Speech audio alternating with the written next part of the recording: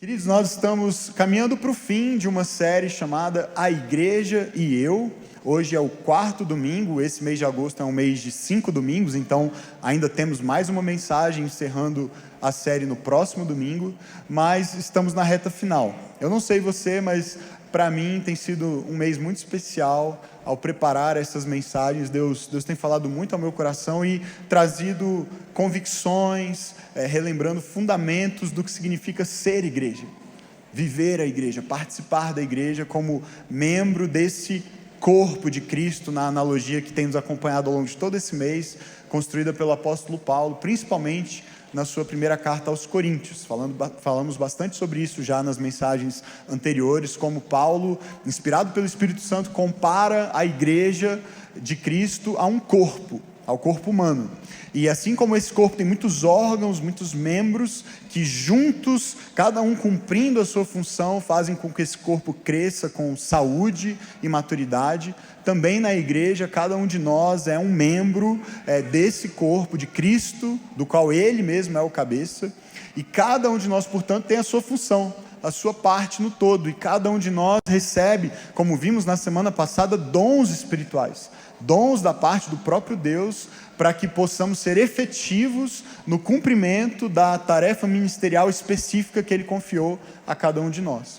Os dons são diferentes, mas são todos dados pelo mesmo Espírito, com o objetivo de edificar o corpo, de fazer com que o corpo cresça em maturidade. E a gente sabe, é um assunto recorrente na nossa igreja, que crescer em maturidade é crescer em semelhança com Jesus. Quanto mais nos parecemos com Jesus, significa que mais maduros nos tornamos, e também significa que somos mais efetivos no cumprimento da missão de fazer o que Jesus fez. Só podemos fazer o que Jesus fez se formos parecidos com Ele. Então, temos caminhado ao longo dessa série assim, falamos sobre servir pertencendo no primeiro domingo, servir compartilhando no segundo domingo. Na semana passada, terceiro domingo, nós falamos sobre servir ministrando, e vimos que todos nós somos ministros de Deus. Isso não é uma exclusividade apenas dos pastores, daqueles que trabalham na igreja, ou que receberam um título, porque tiveram um tipo de formação teológica específica, e um chamado específico para essa função pastoral.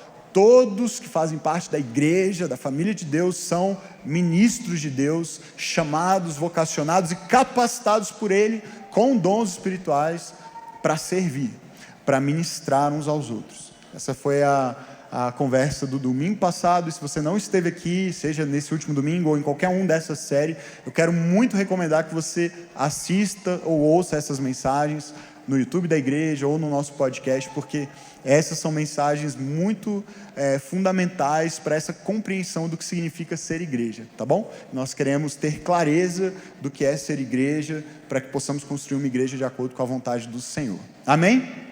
Caminhando então para o fim dessa série, eu quero gastar esses 2 últimos domingos falando basicamente de um mesmo tema.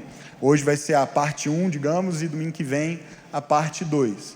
E esse tema é: eu sirvo liderando e sendo liderado. Liderando e sendo liderado. Nosso tema é liderança hoje e no domingo que vem. E por que eu escolhi falar sobre liderança num trimestre que é sobre serviço, numa série sobre a igreja, e ainda gastar 2 domingos falando desse tema?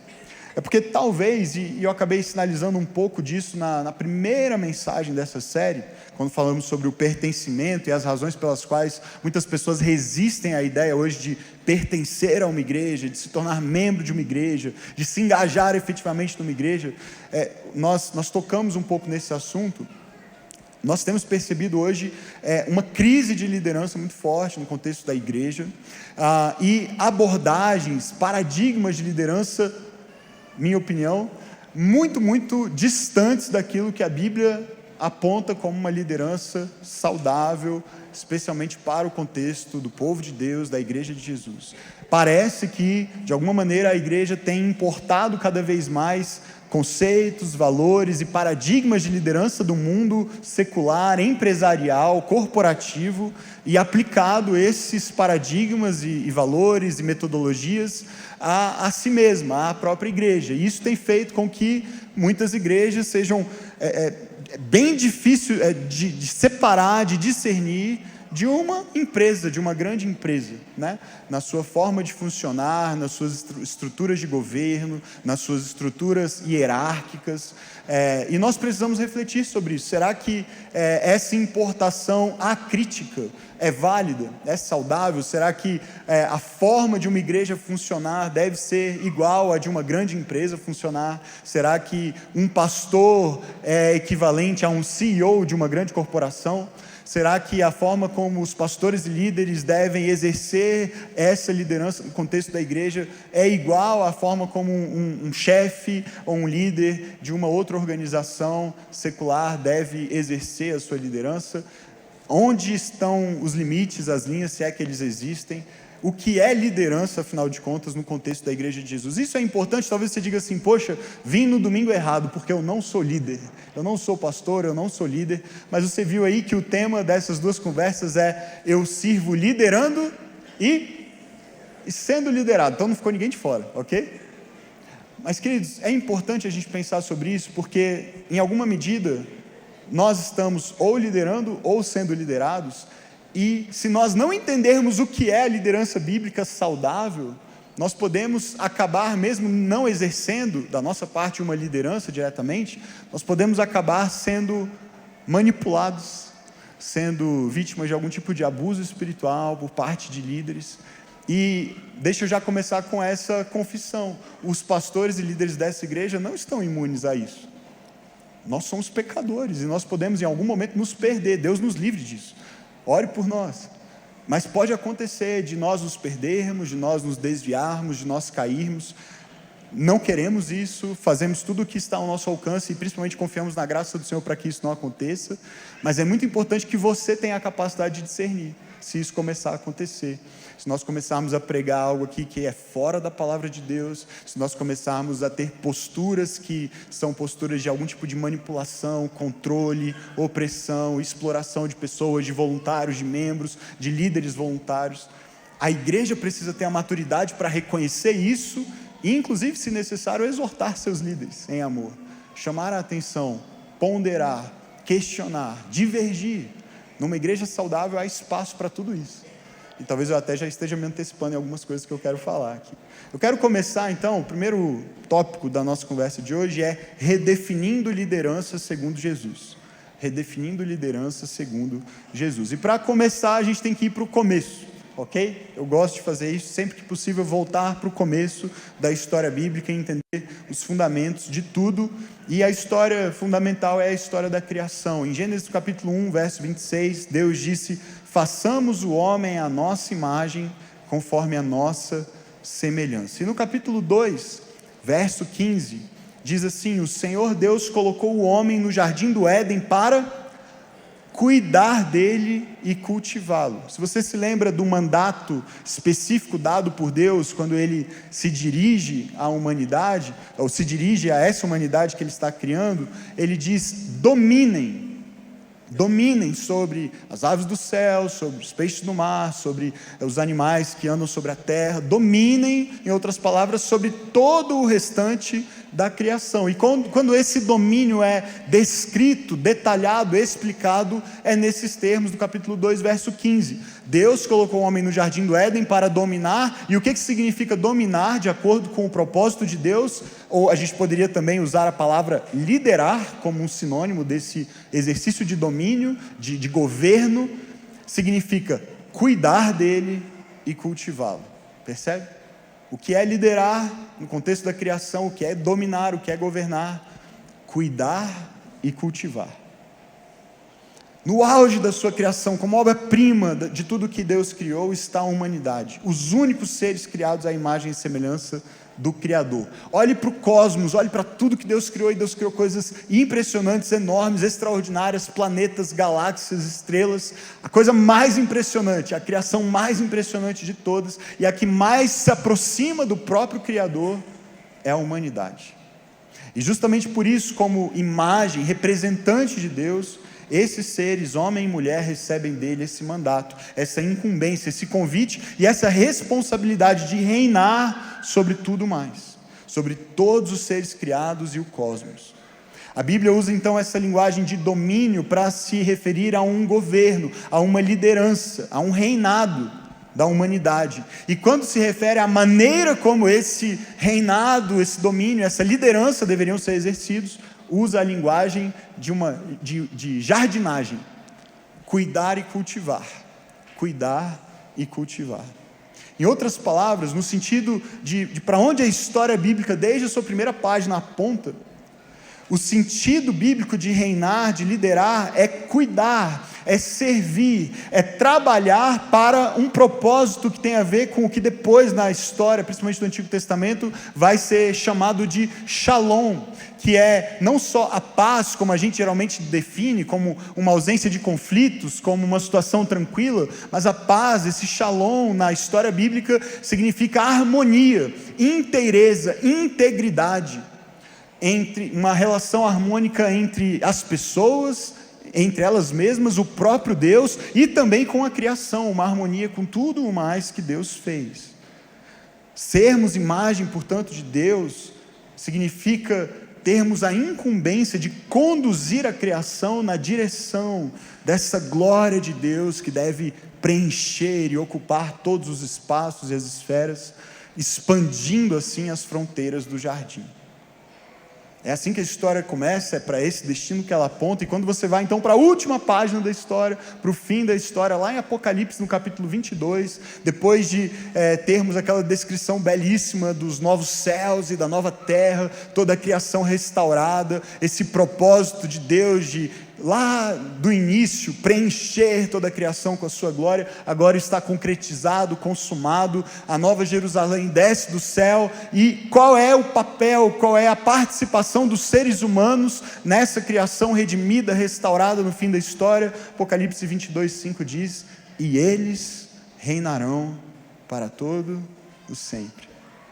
Eles, em outras palavras, dominarão, reinarão, governarão, liderarão com Deus, com Jesus, sobre tudo o mais, sobre toda essa nova criação redimida e restaurada. Quem são eles aqui?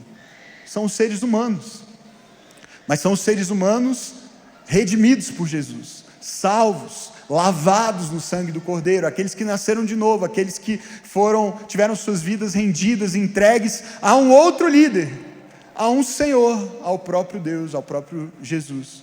E eles agora poderão finalmente cumprir o mandato que receberam lá na criação, mas que a queda interrompeu, atrapalhou, bagunçou, tirou de ordem, o mandato de governar, de liderar com Deus, para a glória de Deus.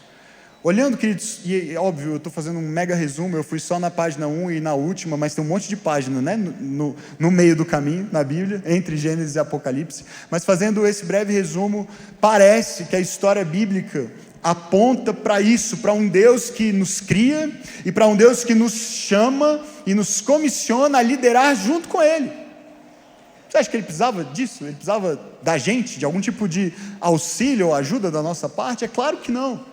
Mas por nos amar e por querer esse relacionamento próximo e íntimo e nos criar como sua própria imagem e semelhança, Ele partilha dessa responsabilidade de liderança, de administração, de governo, de reinado conosco.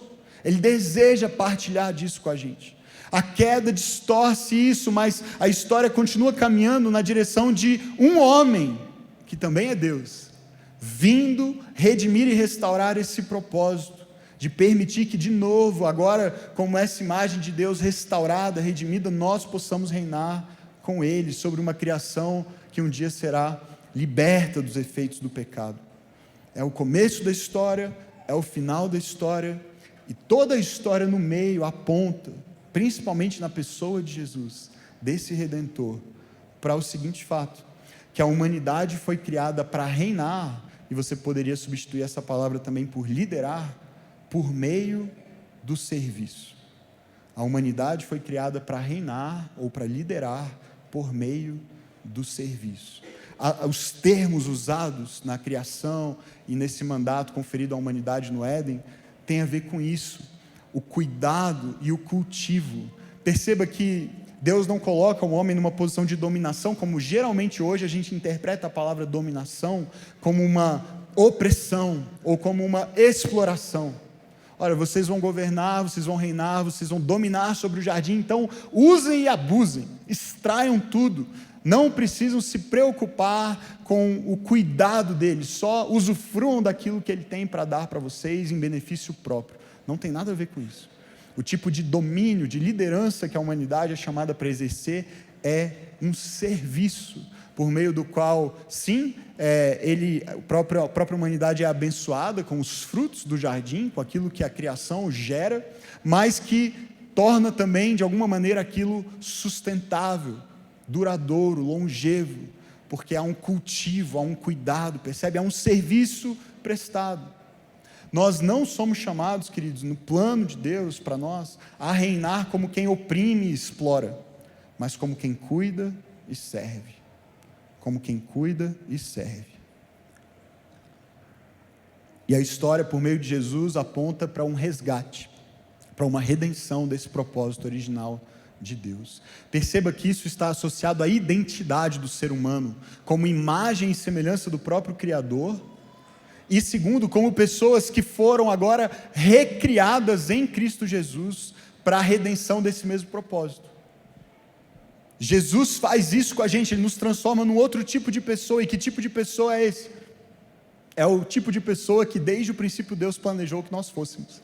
Um Deus que fosse pessoas que fossem capazes de representar Deus diante da criação e trabalhar para o shalom, para o bem comum, para a harmonia entre as pessoas e a criação e o Criador. E veja, queridos, como isso está intimamente relacionado com essa jornada que a gente sempre conversa aqui de formação espiritual. Nós estamos nos tornando um tipo de pessoa que seja capaz de fazer o que Deus quer que a gente faça, percebe? Deus está nos moldando, nos formando, nos transformando em Cristo Jesus para nos parecermos mais com Ele. E nos parecendo mais com Ele, nós vivemos no mundo e nos relacionamos uns com os outros e servimos uns aos outros e lideramos e cuidamos e cultivamos, assim como o próprio Deus faz, de acordo com o seu caráter. Nos tornamos como Jesus para fazermos o que Ele fez. Perceba então que isso e eu espero que a essa altura você já esteja percebendo isso é completamente diferente, na verdade oposto à lógica do que significa reinar e liderar para o nosso mundo, não é verdade? Porque quando nós pensamos em reino, em governo, em liderança no mundo, isso significa o contrário disso.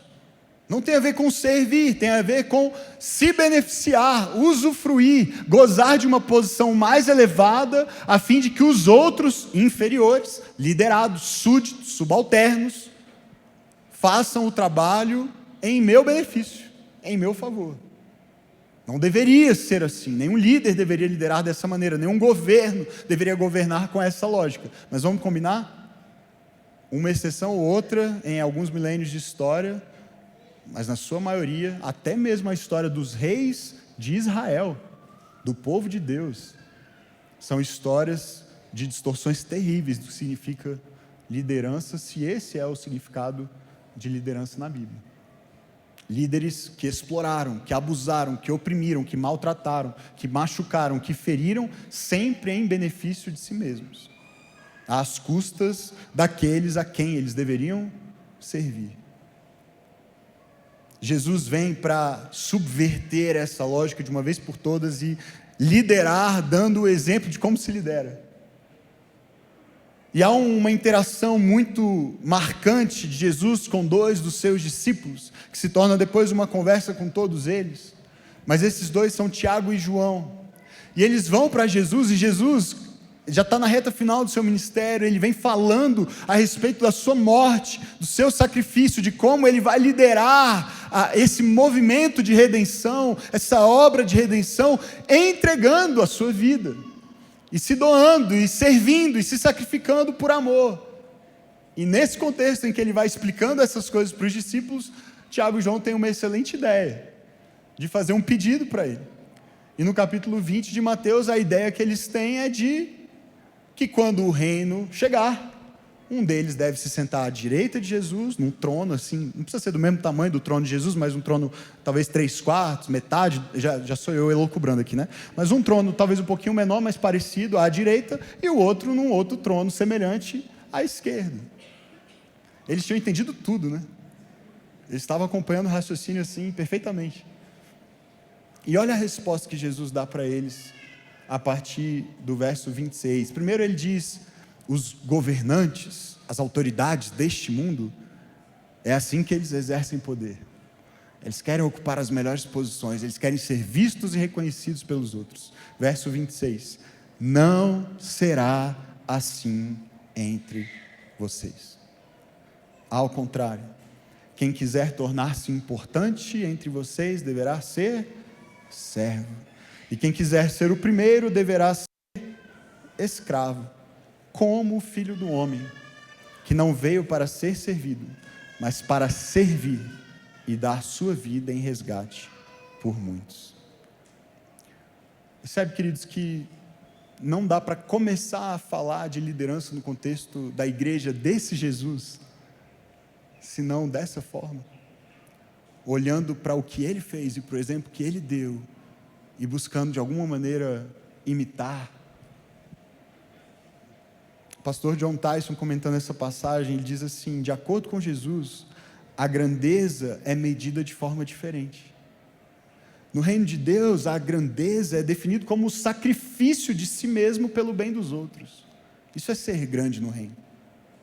No mundo de hoje, a grandeza muitas vezes vem pelo sacrifício de outros pelo bem de si mesmo. É o contrário. No reino de Deus, Jesus define a grandeza pelo que damos, não pelo que alcançamos. Jesus não nos repreende por querermos grandeza, Ele apenas a redireciona. Ele nos direciona para longe da ambição destrutiva, em direção a uma ambição santa, ambição que eleva os outros, que lava os pés e que paga o preço, o tipo que Jesus demonstrou e que ainda nos atrai a Ele milhares de anos depois. É uma ideia bem diferente do que significa ser grande, ser importante, ser um líder. Eu quero, depois dessa introdução, pensar com você agora sobre o que não é liderança na igreja. Antes de pensarmos de forma mais específica nas características de uma boa liderança, faremos isso já já, eu queria gastar um tempinho, justamente porque a gente vive nesse tempo tão confuso, nesse contexto tão confuso na igreja evangélica brasileira, a respeito do que é liderança, de quem são os nossos líderes, os nossos representantes, as pessoas a quem a gente ouve, as pessoas que têm influência sobre nós, sobre até a nação em algum sentido, e o mundo evangélico. Eu queria marcar algumas coisas de forma muito clara, e são coisas óbvias, que pelo menos deveriam ser, ok? Deveriam ser. Mas infelizmente estão longe de ser diante da realidade do que a gente observa na igreja de Jesus hoje, na igreja brasileira pelo menos. O que não é liderança na igreja? A partir do exemplo de Jesus, desse exemplo que ele deu para os seus discípulos, para os seus apóstolos, de servir sacrificialmente e assim liderar, e de chamá-los para seguir seus passos, depois da sua morte, da sua ressurreição, da sua ascensão, especialmente ali a partir do livro de Atos, a gente começa a ver as comunidades cristãs sendo formadas, a igreja sendo organizada, estruturada, e pela primeira vez então, os discípulos e os apóstolos precisam assumir a liderança desse movimento, ok? E eles são comissionados por Jesus para fazer isso, e eles começam a tomar decisões de como eles vão governar, de como eles vão liderar aquelas igrejas que estão sendo formadas. A igreja de Jerusalém já tem uma explosão de crescimento. A primeira mensagem que Pedro prega tem 3.000 conversões, eles batizam esse povo, e aí já tem uma crise no capítulo 6 de Atos, de como é que eles vão cuidar das necessidades. Tem viúvas sendo omitidas na distribuição de alimento, eles nomeiam então outros líderes, os diáconos, para auxiliarem nesse trabalho, nesse serviço, e assim a gente vê a história se desenrolando, e eles tendo que fazer reuniões, como o Concílio de Jerusalém no capítulo 15 e outras, para tomar decisões teológicas, doutrinárias, decisões de liderança. A gente começa a ver essa necessidade de estabelecer líderes, de dividir tarefas, delegar responsabilidades, acontecer à medida que o evangelho é pregado e novas igrejas são plantadas. Paulo, por onde ele passa, ele planta igrejas, prega o evangelho e estabelece pastores, presbíteros, líderes, para poderem cuidar dessas igrejas, pastorear essas igrejas. Esse movimento vai acontecendo, e parece, queridos, que eles entenderam, esses primeiros líderes da igreja entenderam o exemplo de Jesus e buscaram replicá-lo. E isso não acontece de maneira perfeita, porque cada igreja começa a ter os seus problemas e as suas crises de liderança, e boa parte das epístolas, das cartas do Novo Testamento são endereçadas a essas situações, a lidar com falhas, problemas de liderança e de vida eclesiástica que estavam acontecendo nessas comunidades. Mas esses assuntos começam a surgir e precisam ser enfrentados, e Paulo lida muito com isso nessa carta que tem nos acompanhado nesse mês, que é a primeira carta aos Coríntios, e também na sua segunda carta aos Coríntios, talvez ainda mais, porque há um fenômeno acontecendo na igreja de Corinto na ausência dele, porque esse é um aspecto interessante. Sempre que há um vácuo de liderança, alguém vai ocupar, certo? Porque é um impulso nosso de liderar, porque Deus nos criou para isso, desde o princípio, há um impulso natural. E esse vácuo de liderança alguém vai tentar preencher, e na ausência física de Paulo lá em Corinto, outros buscaram preencher esse espaço, e alguns que inclusive começaram a se designar superapóstolos. Olha a humildade, né? Paulo é apóstolo, eu sou superapóstolo. O nível de insanidade que é capaz de tomar conta de uma pessoa e de uma mente, né? Por conta do pecado e da corrupção do coração. Paulo, então, tem que endereçar esse assunto, e suas cartas tratam desse assunto com a igreja de Corinto também. E a primeira coisa, queridos, que eu quero apontar aqui, que o que não é liderança na igreja, é justificativa para orgulho e arrogância. Liderança na igreja não é e não pode ser uma justificativa para que essa pessoa que a exerce, que ocupa uma função de liderança, se torne uma pessoa orgulhosa e arrogante. Não pode ser isso. Olha o que Paulo diz em 1 Coríntios capítulo 4, versos 7 e 8, e depois versos 18 e 19. E ele está falando com essa igreja que está vivendo esse conflito, ok? Pessoas assumindo posições, tomando decisões, e fazendo discursos, e ensinando coisas que começavam a desviar a trajetória daquela igreja daquilo que havia sido o ensino original de Paulo. Pois quem torna você diferente de qualquer outra pessoa? Ele já começa leve, né? Quem é que torna você diferente de qualquer outro? O que você tem que não tenha recebido? E se recebeu, porque se orgulha como se não tivesse recebido. Em outras palavras, como se fosse mérito seu, sua capacidade, seus dons. Verso 8, vocês já têm tudo o que querem, já se tornaram ricos. Perceba a ironia, ok? Paulo está sendo irônico. Dá para ser irônico e ser crente de vez em quando, não o tempo todo. Já se tornaram ricos, chegaram a ser reis, e sem nós. Como eu gostaria que realmente fossem reis, para que nós também reinássemos com vocês. E Paulo está dizendo assim, vocês estão bem, estão se achando, estão reinando, e os apóstolos de verdade, aqueles que estão fazendo o trabalho do Senhor, que estão pregando a palavra, que estão servindo, como o caso de Paulo, a gente está na pior aqui, a gente está na miséria. Mas vocês estão bem, vocês estão se promovendo e se elevando e se achando. Ele questiona isso, olha verso 18, no entanto, alguns de vocês se tornaram arrogantes, como se eu não fosse mais visitá-los. Parece que na presença do verdadeiro líder, de Paulo, todo mundo dava uma amansada, mas na ausência dele, botavam as asinhas de fora. Mas eu irei muito breve, se o Senhor permitir, e então saberei não apenas o que estão falando esses arrogantes, mas que poder eles têm. Veja a dureza, Paulo está confrontando aqui pecados de líderes dessa comunidade que na ausência deles estão desvirtuando, desviando pessoas, ensinando falsas doutrinas, tendo comportamentos de divisão, de contenda, um tipo de rebeldia em forma de uma autonomia arrogante. Não precisamos de Paulo, não precisamos de Paulo. Quem é Paulo? Não precisamos dele, ele não está aqui, vamos assumir esse negócio aqui e vamos fazer o negócio do nosso jeito. Perceba que não é só um desejo de participar, é uma rebelião, é um impulso maculado pelo pecado. E Paulo contrasta isso com o coração dele, na sua segunda carta, que é ainda mais enfática em confrontar esses pecados, e no capítulo 13, verso 9, olha só o que ele diz. Nós, falando dele, dos seus companheiros de viagem missionária, desse grupo de verdadeiros líderes que não estão presentes nesse momento lá em Corinto, nós ficamos alegres sempre que estamos fracos e vocês estão fortes. Nossa oração é que vocês sejam aperfeiçoados. Você consegue ver a diferença da postura do verdadeiro líder?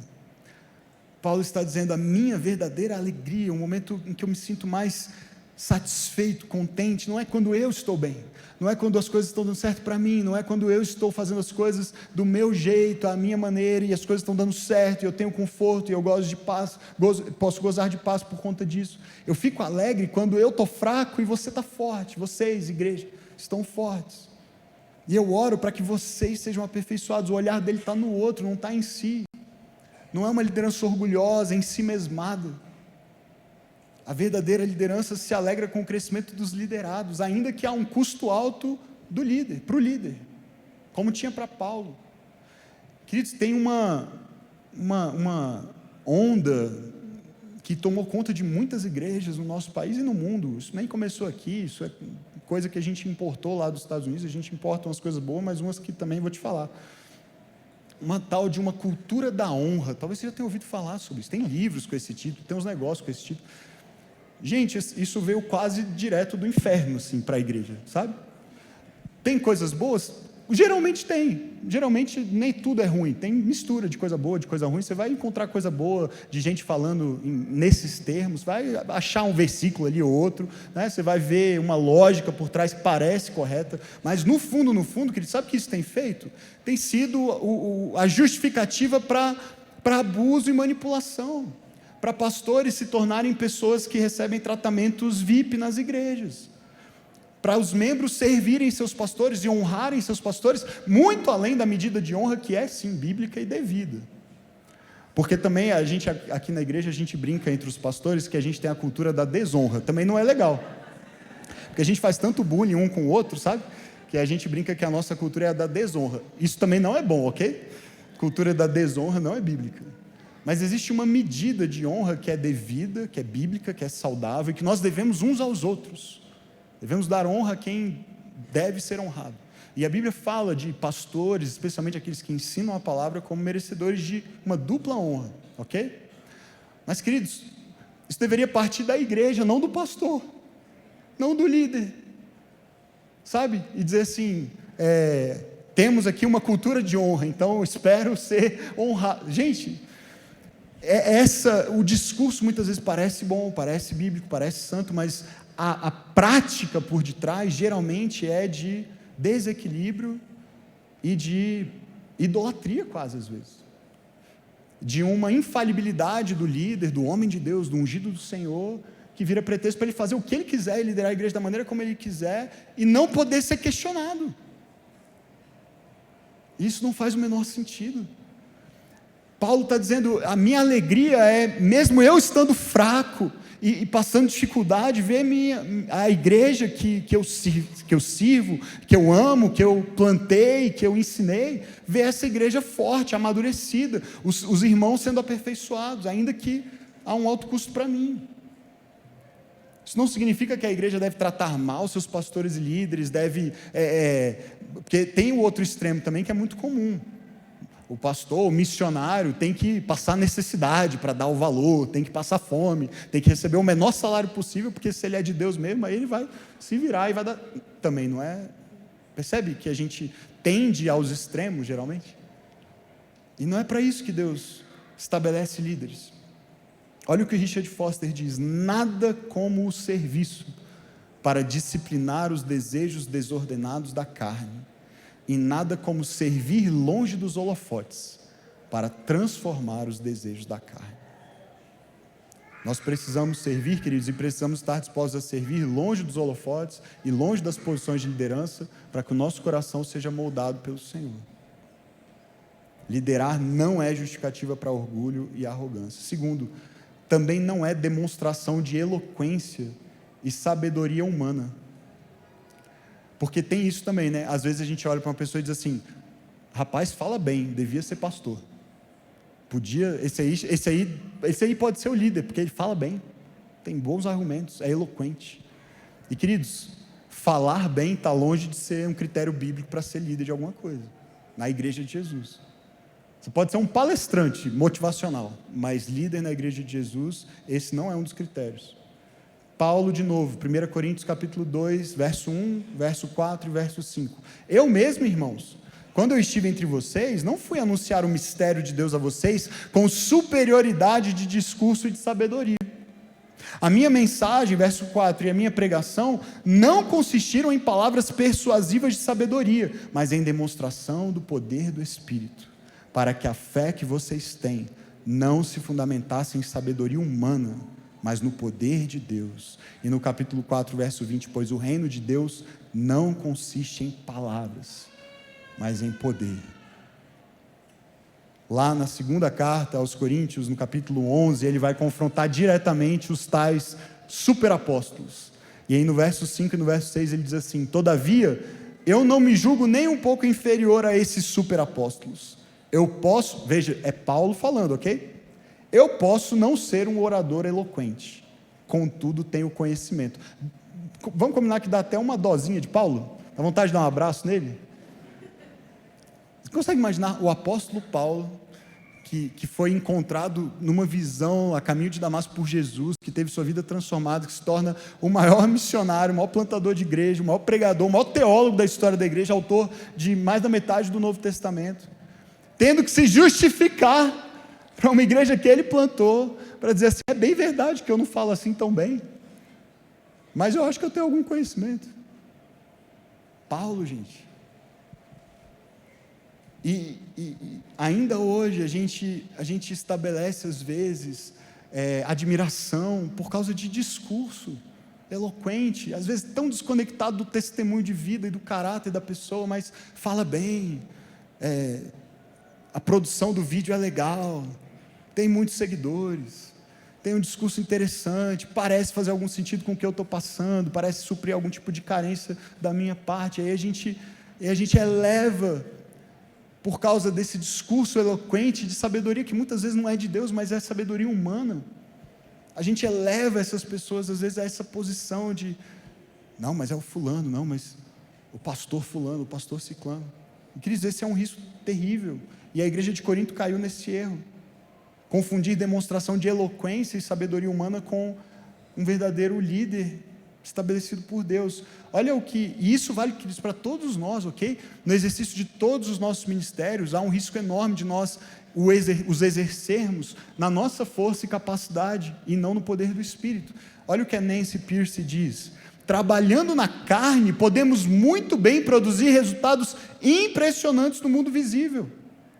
Igrejas e ministérios para eclesiásticos podem gerar uma grande soma de publicidade, organizar conferências glamourosas, atrair multidões enormes, receber generosas doações, produzir livros e revistas e crescer em influência. Todavia, se esse trabalho é feito na carne, então não importa quão bem sucedido irá parecer, fará pouco para edificar o reino de Deus. Quando o trabalho do Senhor é feito com mera sabedoria humana, usando métodos humanos, não é mais o trabalho do Senhor.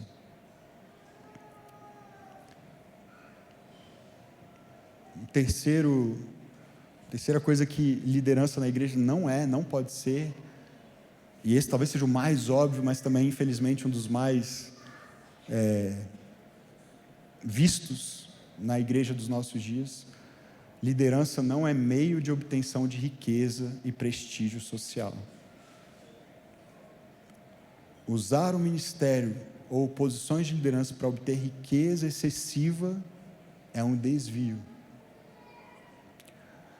Paulo, de novo, na primeira carta aos Coríntios, capítulo 4, agora versos 9 a 13, ainda naquela argumentação dele diante da igreja: porque me parece que Deus pôs a nós, os apóstolos, em último lugar, como condenados à morte. Viemos a ser um espetáculo para o universo, tanto para anjos como para os homens. Mas não um espetáculo porque eles são incríveis e grandiosos e belos e brilhantes. Olha o espetáculo: nós somos insensatos por causa de Cristo, mas vocês são sensatos em Cristo. Nós somos fracos, mas vocês são fortes. Vocês são respeitados, nós somos desprezados. Até agora estamos passando fome, sede e necessidade de roupas. De novo, queridos, Paulo não está estabelecendo aqui que esse é o critério, ok? É assim que a igreja tem que tratar os seus líderes, deixá-los voluntariamente passarem fome e necessidade. Ele está descrevendo a realidade dele, ok? No contexto do primeiro século e o chamado que ele está desenvolvendo. Mas veja a contradição. Uma igreja próspera e rica e o líder passando por necessidades. Até agora, aliás, somos tratados brutalmente. Não temos residência certa. Trabalhamos arduamente com as próprias mãos. Quando somos amaldiçoados, abençoamos. Quando perseguidos, suportamos. Quando caluniados, respondemos amavelmente. Até agora, tornamo-nos a escória da terra, o lixo do mundo. Eu acho que se a igreja entendesse que é isso que pode, pelo menos, esperar quando alguém se dispõe a liderar no reino, os nossos referenciais seriam diferentes, você não acha? As pessoas que a gente tem como referência talvez seriam outras. Então, queridos, na nossa igreja a gente tomou uma decisão bem cedo, que eu vou chamar de desconstruir degraus, como um próximo tópico aí. E não é que o método garanta algum resultado, aliás, é o contrário disso. Não existe um jeito só de se estruturar uma liderança de igreja. A Bíblia tem princípios, mas ela não tem tantas formas, ainda mais para um tempo contemporâneo como o nosso, e a complexidade do que é existir legalmente, juridicamente, formalmente, numa sociedade complexa como a nossa, muito diferente do primeiro século. Ainda mais num tempo em que eles viviam basicamente sob perseguição por muito tempo e tendo de se esconder e se reunir de maneiras alternativas. É muito diferente a realidade. Então, a Bíblia não tem necessariamente um manual de como estruturar a liderança de uma igreja, embora ela tenha orientações e princípios muito claros a respeito disso. A gente, mais do que uma metodologia, a gente está preocupado com esse alvo, sabe? O caminho, para onde ele aponta, para onde a gente está conduzindo as pessoas ao liderá-las. E o que eu estou chamando aqui de desconstruindo os degraus é porque, de alguma maneira, muitas igrejas têm um processo em que a pessoa que chega é conduzida a um alvo, a um lugar. E em muitas igrejas o caminho é mais ou menos o seguinte: o primeiro degrau é o degrau do evangelismo, ok? Então nós queremos alcançar essa pessoa para que ela se converta, para que ela creia em Jesus, para que ela se torne cristã e venha de repente a ser parte, ser membro daquela comunidade. Até aí, ok, certo? Aí depois, muitas vezes, tem um segundo grau, que é o discipulado. Agora que você se converteu, você precisa ser discipulado, ou algumas igrejas usam a linguagem consolidado, precisamos consolidar essa pessoa, precisamos discipular essa pessoa, e esse é um degrau mais avançado. Aquele que topa ser discipulado, aquele que se envolve num processo de discipulado, ele está um degrau acima daquele que foi só, talvez, alcançado, evangelizado e convertido, né? E aí tem o terceiro degrau, e eu acho que aqui a coisa é um pouco mais problemática, que é conduzir nesse fluxo da pessoa, dentro da comunidade, a um terceiro degrau, e esse bem mais elevado, que é o degrau da liderança. Então, muitas igrejas conduzem as pessoas nessa trajetória e tem uma expectativa de que, se você realmente for comprometido, se você realmente for fiel, se você realmente entendeu aquilo que está sendo ensinado, você necessariamente, em algum momento, vai se tornar um líder. Eu estou falando uma coisa muito esquisita, ou você já viu isso com uma lógica comum, normal por aí, certo? Principalmente se você já cresceu no ambiente de igreja. E qual que é o grande problema disso? Eu acho que originalmente, intencionalmente, há uma intenção má, ruim. Não acho, na maioria dos casos pelo menos acho que não, talvez em alguns. Mas eu acho que o que isso comunica, ainda que indiretamente, é que todos devem liderar, e que todos de alguma maneira foram chamados por Deus para liderar, de que a liderança é para todos, e mais, que a liderança é um alvo, é um objetivo a ser perseguido e alcançado, e inclusive superior ao discipulado, porque o discipulado na verdade se torna muitas vezes um meio para a liderança. A pessoa que for bem discipulada vai se tornar um líder. E queridos, na nossa igreja a gente resolveu fazer uma coisa muito simples desde o início, que foi tirar os degraus. Então, se você está aqui há pelo menos 1 mês, 2, 6, você provavelmente sabe que a gente só fala de uma coisa nessa igreja. O que é? Formação espiritual, que é sinônimo de discipulado. Significa que a gente não evangeliza as pessoas e não quer que elas se convertam? Não. Significa que desde a primeira interação que a gente tiver com elas, a gente vai fazer tudo o que a gente puder para conduzir essas pessoas numa jornada em que ela vai entender que o propósito dela na vida é ser discípulo de Jesus. E em algum momento dessa condução e dessa convivência, dessa caminhada, a gente espera que ela entenda o Evangelho, se renda a Cristo, seja batizado, e frequentemente nós celebramos batismos aqui na igreja, de pessoas que entenderam isso em algum ponto dessa caminhada, e essa pessoa, desde esse primeiro dia, e nós esperamos até o último dia de vida dela, vai viver como o quê?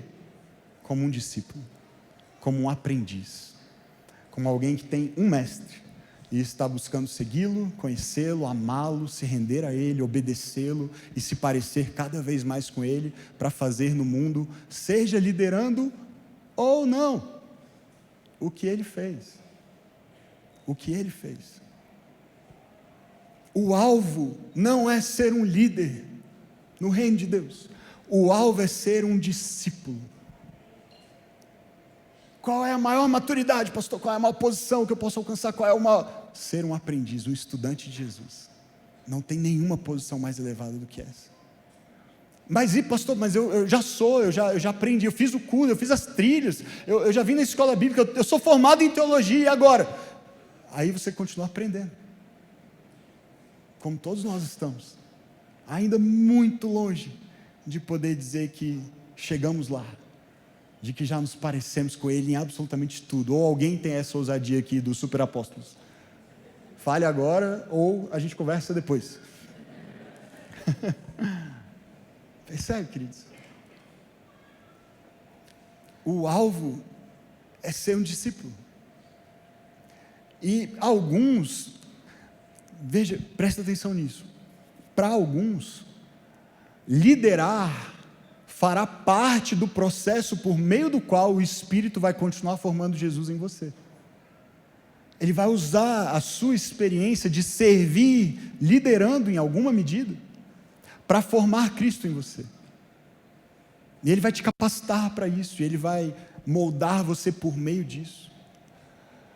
Mas às vezes, especialmente dependendo do timing, do momento em que isso acontece na jornada, se você liderar, talvez isso vai atrapalhar a obra de Jesus na sua própria vida e na vida das outras pessoas, porque não é o que Ele tinha para você naquele momento, ou não era o dom e o chamado específico dele para você, pelo menos naquela estação da sua vida. E aí as pessoas sendo lideradas por você naquele momento, naquela estação da vida delas, não vão receber o que precisavam receber, entende? Às vezes essa forçação de barra, de tem que liderar, é muito mais para que a igreja tenha a sua engrenagem ainda rodando e tudo funcionando, do que por um cuidado real com a maturidade daquela pessoa e da comunidade.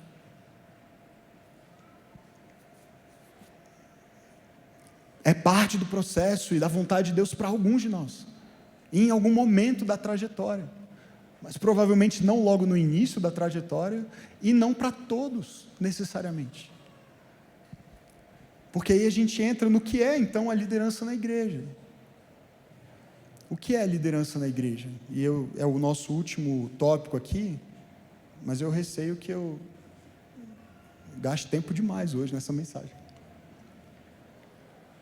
Eu tenho trabalhado esses tópicos aqui com já os pastores, o staff e a liderança da nossa igreja, inclusive os líderes de ministério da nossa igreja. A gente tem uma reunião mensal com todo mundo que lidera algum ministério na Vértice, e nessa reunião eu já venho trabalhando desde o final do ano passado, devagarinho, essas ideias. É a primeira vez que eu estou compartilhando com todos vocês. Mas por que eu estou compartilhando não só com os líderes, mas com todos vocês? Porque, queridos, nós precisamos aprender o que significa liderar, o que significa ser liderado, para que a gente tenha esse crivo também, para que a gente não seja manipulado, para que a gente não seja abusado, mas também, queridos, para que a gente sirva com amor e paixão e zelo, e com os dons que Deus tem nos dado, da maneira como Ele tem nos chamado para servir, amém? E alguns de nós Ele vai levantar para liderar, em nome de Jesus, para abençoar a igreja, para servir as pessoas, mas a gente precisa entender o que é isso, e qual é essa responsabilidade que Ele nos confia. o que é liderança na igreja. E a outra maneira como eu tenho me referido a esse ponto aqui é princípios de liderança para uma igreja que não quer formar grandes líderes. Ok? Então, se você veio aqui para a Vértice com a expectativa de aqui se tornar um grande líder, eu vou te desapontar. Nós vamos te desapontar. Porque Jesus disse, quer ser grande, o que você faz? Seja servo de todos.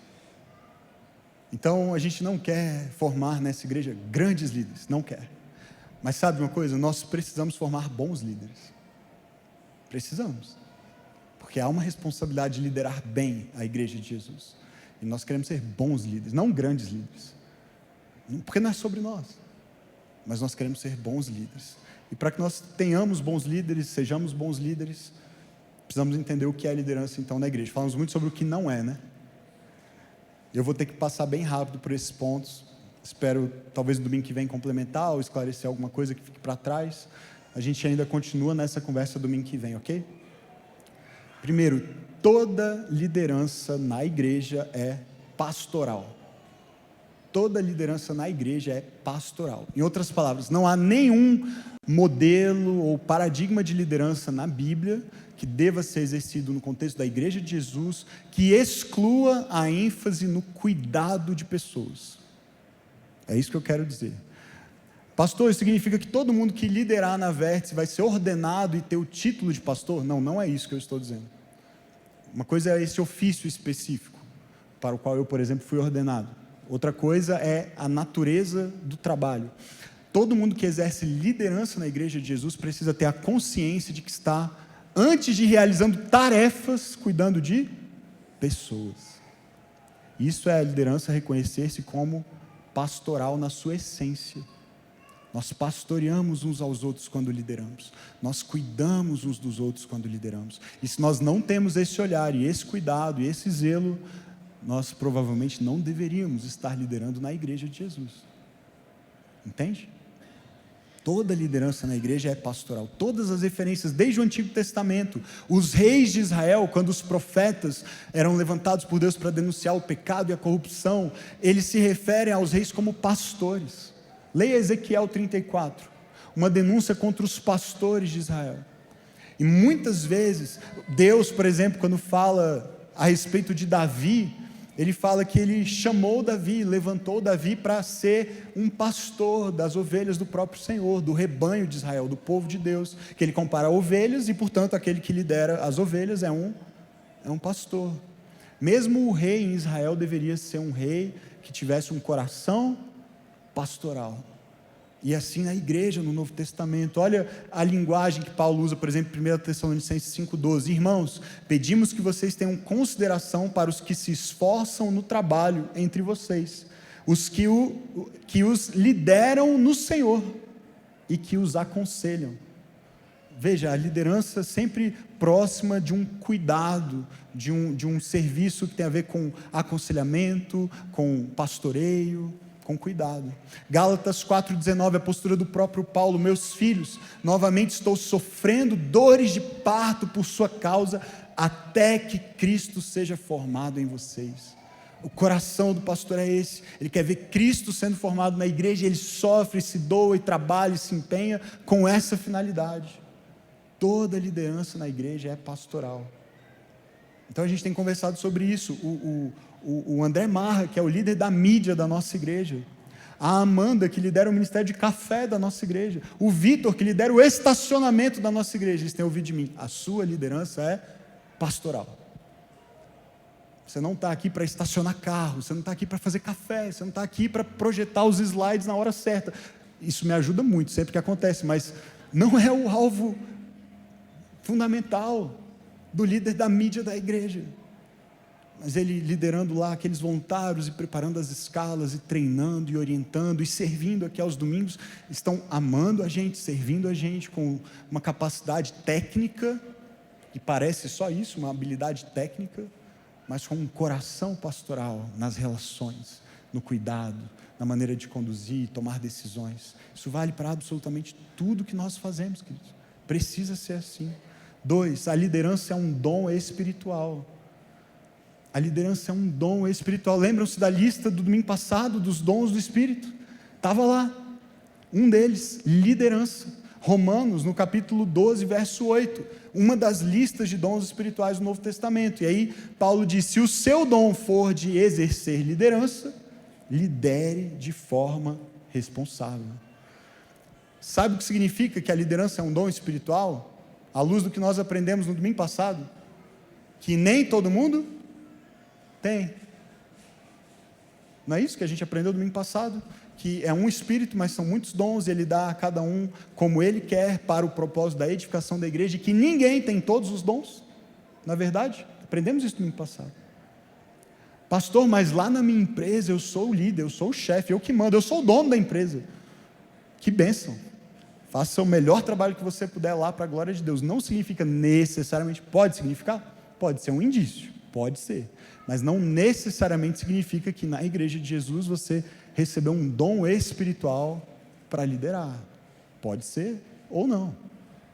Temos que discernir isso. Liderança é um dom espiritual. Queridos, liderança na igreja não é para todo mundo, não é para quem fala bem, não é para quem se impõe aos outros, não é para quem tem os melhores argumentos, não é para quem é crente há mais tempo. É um dom do Espírito, não é para quem tem personalidade forte, ok? Porque às vezes a gente, não, eu tenho o dom de liderança, por quê? Só porque você é grosso? Só porque você fala alto? Só porque você ameaça e as pessoas acabam cedendo à sua vontade, porque não querem ter a inconveniência de entrar no conflito com você? Isso não é liderar, muito menos na igreja. É um dom espiritual, e justamente por ser um dom, queridos, percebe que não faz sentido ser o alvo dos degraus da escada? Porque se é um dom e o Espírito que dá, e ele dá para quem ele quer, como é que a gente vai dizer que todo mundo tem que chegar lá? A gente está impondo ao Espírito que ele derrame o dom de liderança sobre todo mundo? Não faz sentido, percebe? Não faz sentido. De novo, alguns viverão esse processo e serão conduzidos a um serviço como líder, como parte da jornada de formação espiritual deles, do que Deus está fazendo neles. Outros não. Podemos exercer o ministério de várias formas. Terceiro, o padrão do líder, eu não vou me delongar nesse porque a gente falou muito já sobre isso ao longo desse trimestre, mas o padrão do líder é o do servo.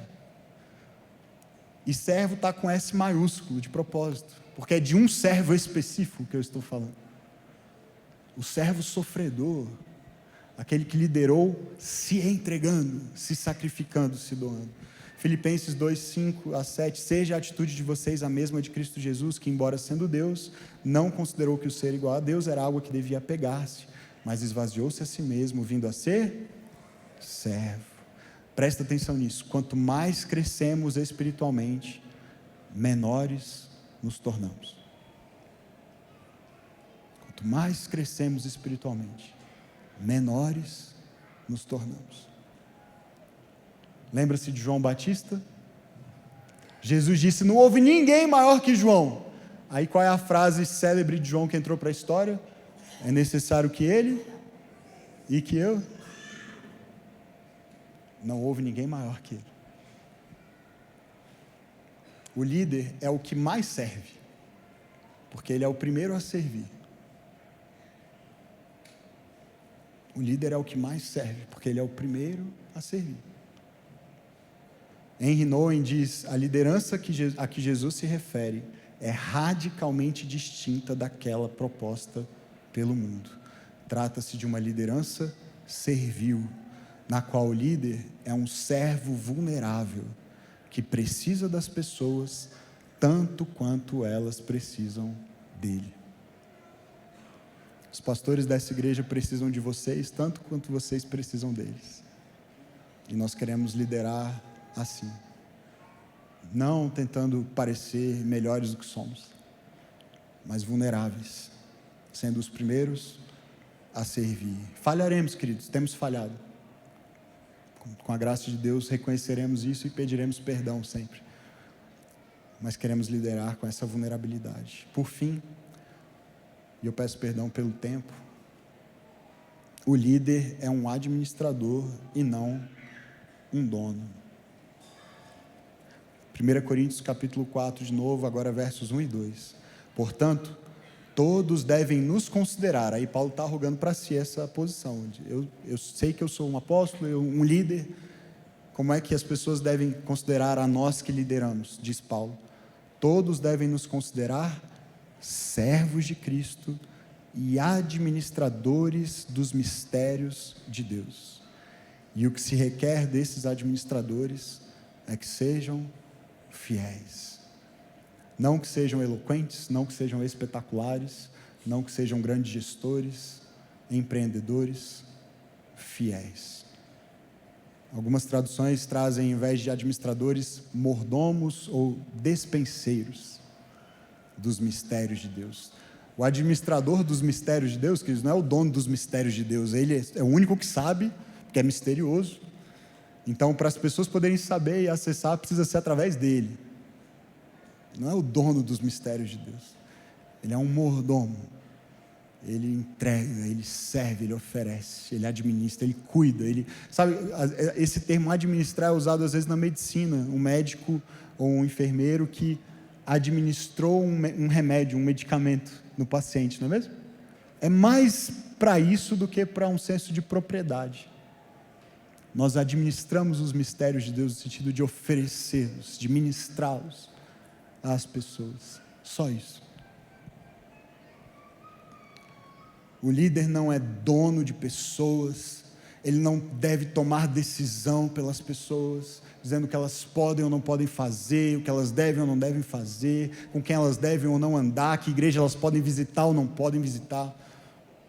Não é isso que é liderar. O líder não é dono de pessoas, o líder não é dono da igreja, ainda que ele tenha fundado a igreja. Ok? Essa igreja aqui, se um dia ela entender que eu não estou apto para pastoreá-la, ela faz uma assembleia, decide, vota e eu vou embora. No dia seguinte, no mesmo dia, eu nem vou ficar no mesmo dia. Eu vou embora no mesmo dia, na mesma hora. Vou juntar minhas coisas, agradecer, Deus abençoe e vou embora. Eu não sou dono de nada. Tem nada no meu nome aqui, querido, nada, zero. Eu estou aqui para servir. No dia que eu servir mal, por favor, escolham outro pastor, por favor. Façam isso, por favor, por misericórdia de mim, eu precisarei disso. Ser tratado e corrigido e exortado. Eu e os demais pastores dessa igreja. No dia em que nós pastorearmos mal, formos infiéis, porque esse é o parâmetro. Não é o dia que a gente pregar um negócio que você não gostar de ouvir, tá bom? É o dia em que nós somos infiéis. Infiéis. Aí vocês se reúnam e com muito amor vocês nos exortem e escolham outro que vá ser fiel. Eu peço ao Senhor que tenha misericórdia de mim para que eu nunca viva esse dia. Nenhum de nós, pastores dessa igreja. Mas se isso acontecer, queridos, por favor, para que vocês não sejam infiéis a Jesus, façam isso. Façam isso. Nós queremos liderar de mãos abertas, como Jesus. Se tinha alguém que podia ter fechado as mãos, se tinha alguém que podia ter cerrado os punhos para controlar, era Ele. E Ele não fez. Ele abriu as mãos e os braços e o coração e a vida para servir, para entregar-se. E é assim que nós devemos liderar uns aos outros. Vamos ficar de pé, nós vamos orar agora. Eu queria ler uma última citação para você, só para não perder o costume, do pastor John Mark Comer. Mas olha só o que ele diz. E eu vou pedir perdão ao pastor Alex, que eu mandei essa citação para ele. Eu falei, usa na sua mensagem no mês que vem. Mas aí eu resolvi usar hoje. Mas você usa de novo, porque ela é tão boa que vale a pena repetir. Olha só. É um capítulo de um livro antigo dele, em que o capítulo é Redefinindo Grandeza. Redefinindo Grandeza. E olha só o que ele diz. Ele está comentando aquela passagem que Jesus diz que se a gente der um copo d'água, que seja um pequeno copo d'água a um dos pequeninos, a gente está fazendo isso por ele. E aí, comentando essa passagem, ele diz: lembre-se apenas de uma coisa: se os seus sonhos são todos sobre você, então seus sonhos são pequenos demais. Você precisa sonhar mais alto. Mas aí agora preste atenção no que é sonhar mais alto. Mais alto do que o seu emprego, carreira, patrimônio, nome ou corpo. Você precisa de sonhos tão grandes quanto a visão de Jesus sobre o reino. Um reino onde a grandeza foi radicalmente redefinida em torno de um Messias crucificado. Onde as crianças são os convidados de honra. Onde os servos lideram e os líderes servem. Onde os últimos são os primeiros. Seja qual for a sua vocação, seja lá o que você acabar fazendo com a sua vida, por favor, não faça isso para si mesmo. Essa é uma maneira de viver tão ultrapassada, clichê, nada criativa. Já tentamos isso antes, é um desperdício de oxigênio. Faça o seu trabalho como uma expressão de amor e serviço. Em última análise, a Deus e depois ao próximo. Talvez você ganhe muito dinheiro. Talvez apenas o suficiente. Talvez você se torne um nome conhecido no mundo todo. O mais provável é que não. Talvez você veja a sua recompensa deste lado da ressurreição. Talvez só depois. Mas nada disso importa. Não é por isso que você faz. Você faz porque Deus te criou para fazer. Porque é bom. Porque tem impacto neste mundo e no mundo vindouro, porque no fim das contas, importa. Então, que se tornem grandiosos, no sentido pleno, profundo, verdadeiro e panorâmico da palavra. Um copo d'água de cada vez. Olá, tudo bem com você? Seja bem-vindo ao nosso canal no YouTube, aqui da Igreja Batista Vértice. Eu sou o pastor Pedro Felizola e eu quero te fazer um convite muito especial. Se você tem acompanhado as nossas mensagens, os conteúdos produzidos pela nossa igreja, as palavras de domingo, e isso de alguma maneira tem abençoado a sua vida e a sua família, eu quero te convidar a considerar a possibilidade de orar e contribuir com a campanha Nossa Nova Casa. A nossa igreja está de mudança. Eu estou aqui no futuro novo espaço onde nós funcionaremos como igreja, aqui no coração de Brasília, e nós cremos que a partir deste lugar nós poderemos servir muito melhor a nossa cidade, mas também você que nos acompanha à distância, seja lá onde você estiver, no Brasil ou no mundo. Então, primeiro, muito obrigado por nos acompanhar. Se você puder considerar a possibilidade de contribuir com essa campanha, com esse grande desafio que nós temos, não só da locação, mas da reforma desse espaço, eu quero te convidar para acessar o QR Code que vai aparecer aí na sua tela agora, ou diretamente o nosso site, igrejavertice.com/contribuir. Lá você pode adquirir uma cota para ser alguém que contribui regularmente com essa campanha, que vai durar 2 anos, ou você pode fazer uma oferta avulsa. De toda maneira, essa ajuda será muito bem-vinda e eu oro para que o Senhor te abençoe, para que as nossas palavras, mensagens continuem fazendo diferença na sua vida e também na sua comunidade local. Muito obrigado, que o Senhor te abençoe.